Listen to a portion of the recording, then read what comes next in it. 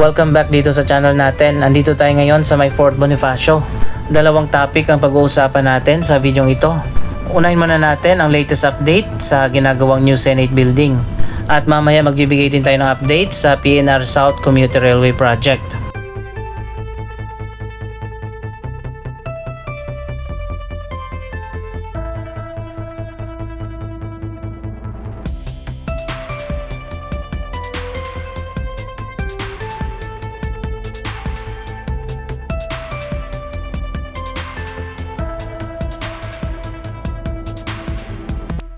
Para sa mga hindi pa nakakaalam, ang bagong building ng Senado ay tinayo dito sa boundary ng Makati at Taguig.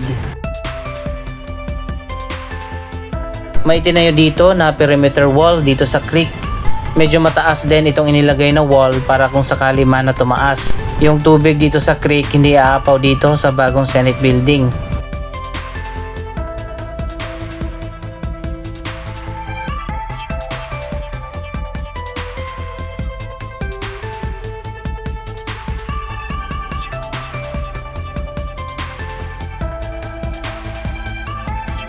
Ito naman ngayon ang pinaka-latest na progress sa ginagawang bagong building ng Senado.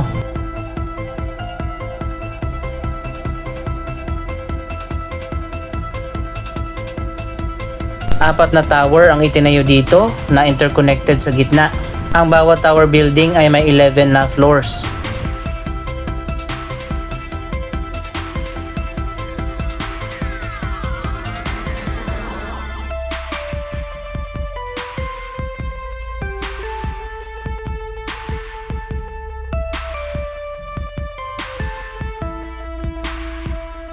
Mapapansin natin, isa sa dapat ayusin dito ay ang mga spaghetti wires na nakaharang sa labas ng bagong building ng Senado.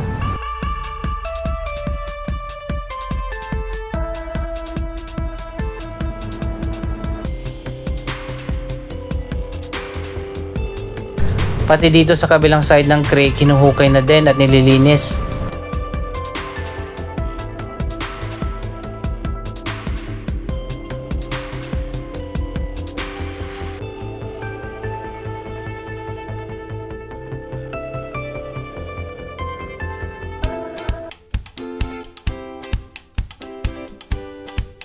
Ang new Senate building ay dinisenyo ng AECOM.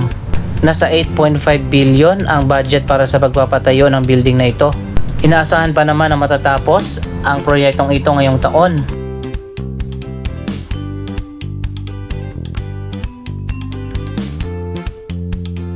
At kung matatapos ito ng mas maaga, baka dito na magkaroon ng sesyon ang Senado sa July 2024.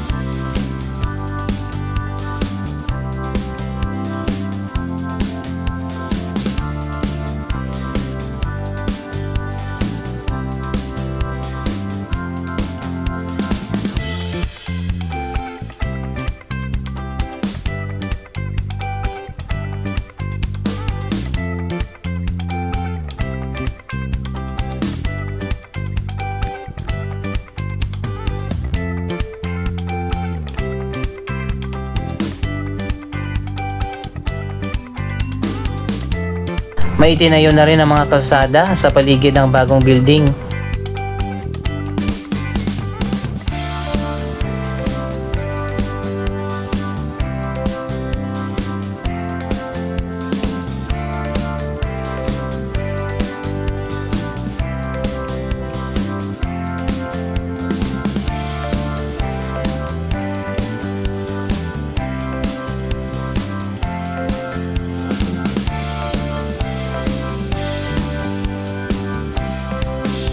Nasa 1.8 hectare ang lawak ng property na binili ng Senado na tinayuan ng bagong building dito sa Philippine Navy Village.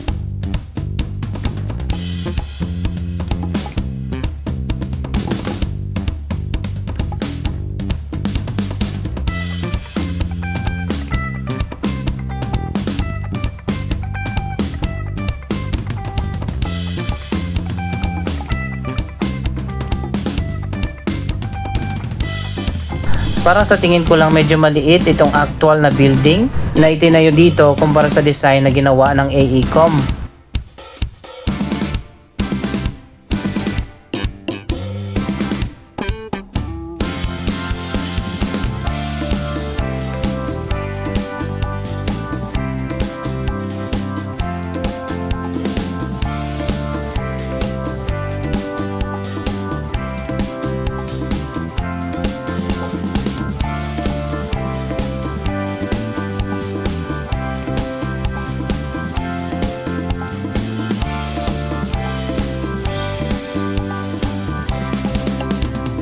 Kapag natapos na ang bagong Senate building, dito na mag-opisina ang ating mga senador at aalis na sila doon sa GSIS building sa Pasay na kasalukuyang ginagamit ngayon ng Senado.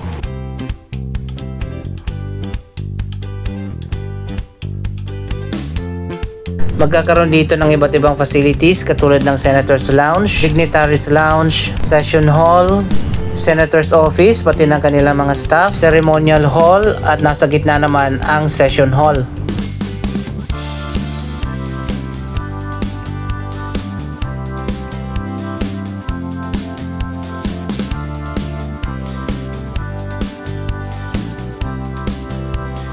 Ang mga staff naman na magtatrabaho dito ay magkakaroon din ng mga facilities katulad ng committee room, library and archive, staff canteen, clinic at gym.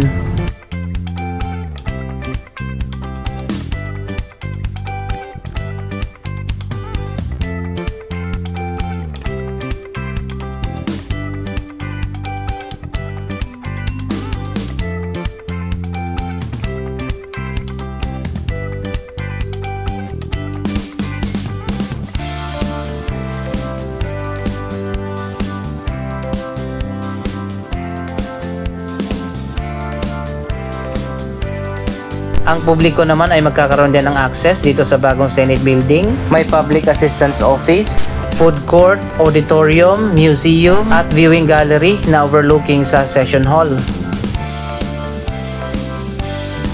Isa pang proyekto na itatayo dito ang Metro Manila Subway Senate Station.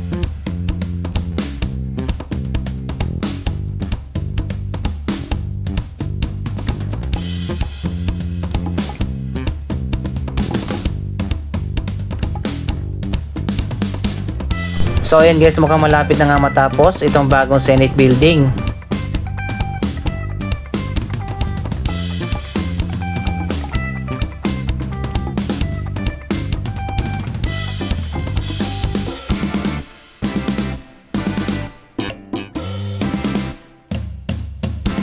Sa gitna pala ng new Senate building sa taas ay magkakaroon ng sky garden, mga outdoor terraces at helipad.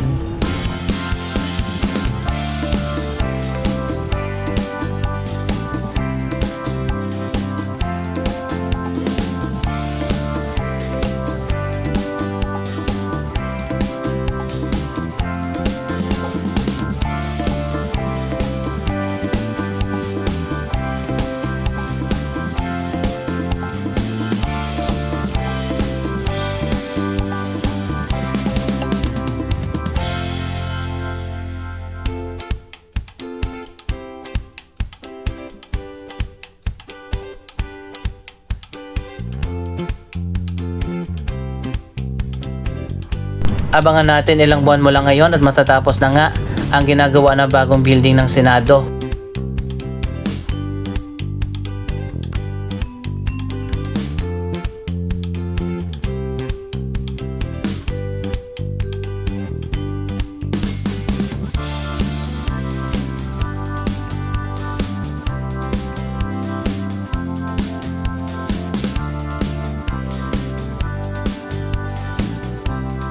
Yung bagong Supreme Court building, dito rin yun itatayo sa may Taguig. Kaso ang hirap hanapin ng location at hanggang sa ngayon, hindi ko pa rin alam kung saan itatayo. Kaya wala tayong update sa new Supreme Court building.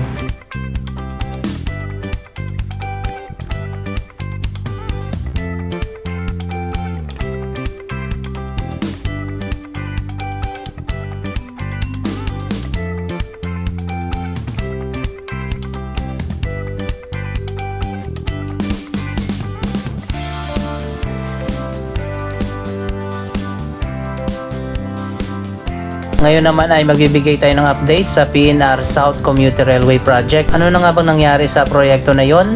At mukhang na-delay ang pagsisimulaan ng proyekto.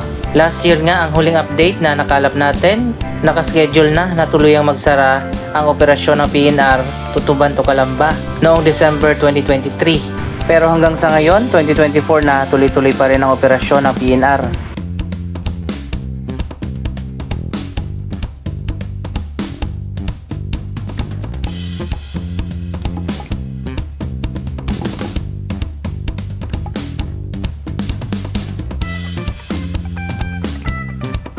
Andito tayo ngayon sa may FTI station ng PNR. Maraming proyekto ang itatayo dito. Isa na nga dyan ang bagong FTI station ng South Commuter Railway Project. At sa underground naman ang FTI station ng Metro Manila Subway. Mas nauna na ngang isinara at tinigil ng operasyon ang Alabang to Calamba segment at sa ngayon nga ay ongoing na ang construction dahil mas naunang na-award yung segment na yon at meron ng contractor na napili.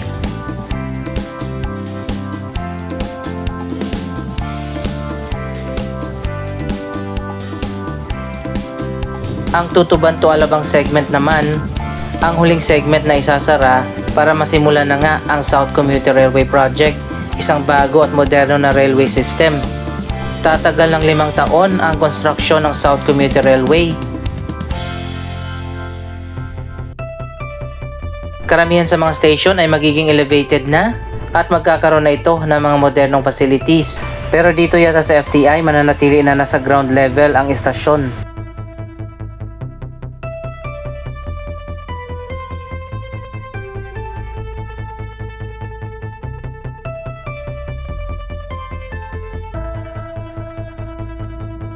Makikita natin dito ang ilan sa mga station design ng PNR South Commuter Railway Project. Magkakaroon ito ng 21 na mga stations at may haba na 56 kilometers.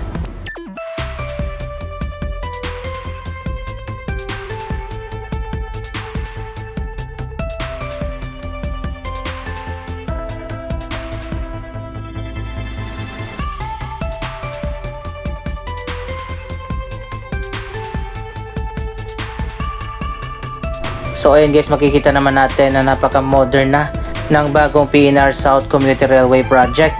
Pero hanggang sa ngayon, 2024 na, hindi pa rin nasisimulan ang proyektong ito. Ibig sabihin lamang niyan, mas lalong tatagal ang construction period dahil nga delayed at matagal na simulan.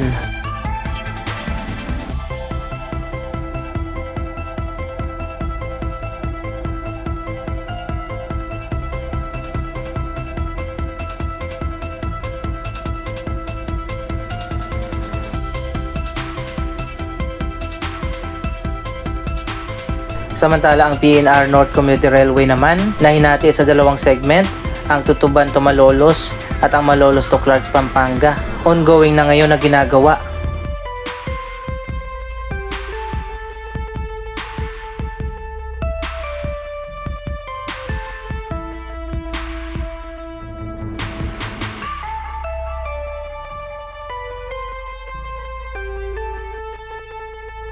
Kapag natapos na ang dalawang bagong railway projects, magkakaroon na ng mas modernong PNR at ang ganito mga eksena sa loob ng mga tren ng PNR ay hindi na natin makikita.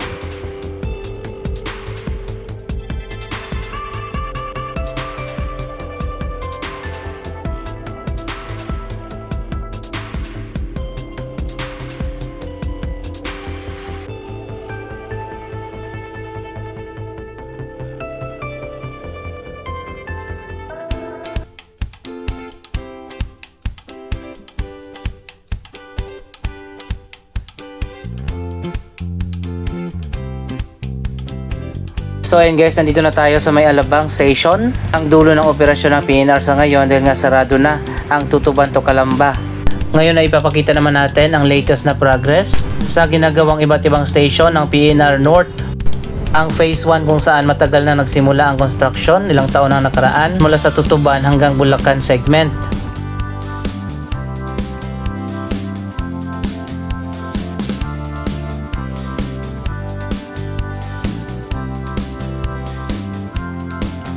Anong masasabi nyo sa mga proyektong ito? Mag-comment lamang dyan sa baba ng inyong mga reaksyon. Maraming salamat sa inyong panonood. Don't forget to like, share, comment, at subscribe. Thank you for watching.